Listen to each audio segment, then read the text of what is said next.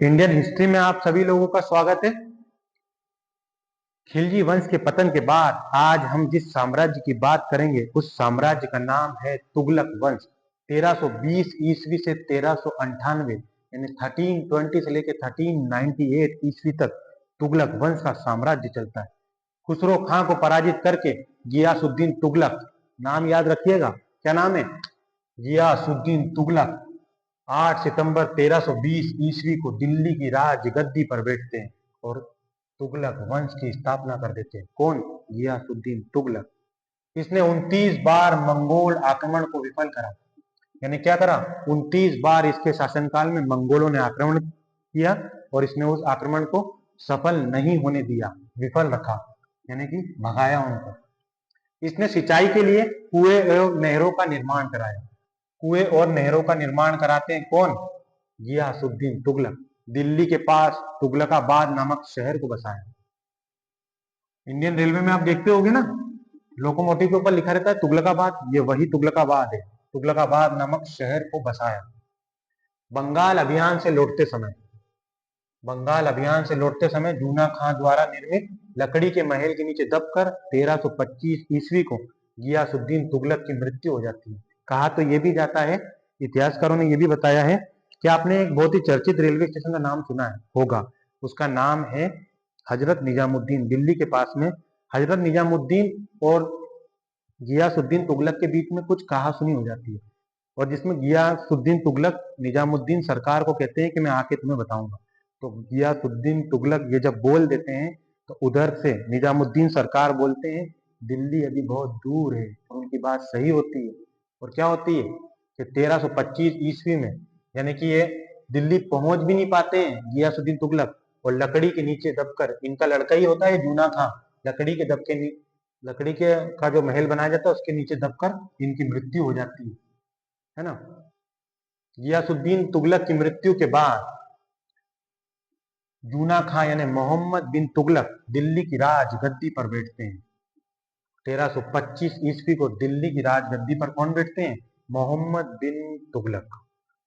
मध्यकालीन सुल्तानों में मोहम्मद बिन तुगलक, अभी तक के मध्यकालीन सुल्तानों में मोहम्मद बिन तुगलक सर्वाधिक शिक्षित, विद्वान एवं योग्य शासक बताए गए। योग्य शासक है यानी ये सर्वाधिक ज्ञाता थे हर चीज के, और शिक्षित थे और विद्वान थे।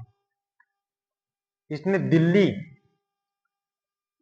दिल्ली की जो राजधानी थी वो देवगिरी रखी, यानी कि जो भी शासक बैठता है अपने राजधानी को हटाता है और दूसरी नई राजधानी स्थापित करता है और सिक्के भी बदलता है। इसने क्या करा है? इसने दिल्ली से राजधानी देवगिरी रखी तथा उसका नाम क्या रखा? उसका नाम रखा दौलताबाद।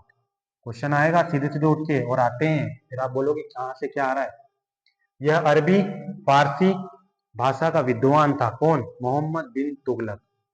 इसने खगोल शास्त्र, दर्शन शास्त्र, गणित सभी विषयों का ज्ञाता था। ये मैंने जैसा कि आपको बताया है, ये बहुत ही विद्वान शासक था, लेकिन क्या है, इसकी क्रूर और पागलपंथियों के कारण इसे पागल शासक भी बोला गया है। क्योंकि ये जो भी काम ये करता था, जैसे इसने सिक्के छपवा बनवाए, सिक्के जो भी इसने चलाए, तो क्या हुआ, लोगों ने वो घर में सिक्के छाप दिए, यानी कुल मिलाकर के इसकी किस्मत खराब थी मोहम्मद बिन तुगलक की। होली के त्योहारों में भाग लेने वाला यह पहला सुल्तान है। होली वगैरह जो होती थी उस समय, उसमें यह भाग वगैरह लिया करता था। इसके ही शासनकाल में मोरक्को यात्री इब्ने बतूता आया था। इसके शासनकाल में मोरक्को अफ्रीकी यात्री इब्ने बतूता आता है, जो क्या पुस्तक लिखता है? एक पुस्तक लिखता है, उसका नाम क्या है? बहुत बार एग्जाम में पूछी गई है, रहला नामक पुस्तक लिखता है। रहला नामक पुस्तक लिखता है, जिसमें क्या है, रहला पुस्तक के अंदर क्या है? मोहम्मद बिन तुगलक के शासनकाल का वर्णन है। मोहम्मद बिन तुगलक ने दक्षिण में यानी साउथ में हरियर एवं बुक्का नामक दो भाइयों को भेजा तथा विजयनगर साम्राज्य की स्थापना करवाई। ये हरियर और बुक्का कौन है? आपको विजयनगर साम्राज्य जब मैं पढ़ाऊंगा तब आपको समझ में आएगा विजयनगर क्या है। ये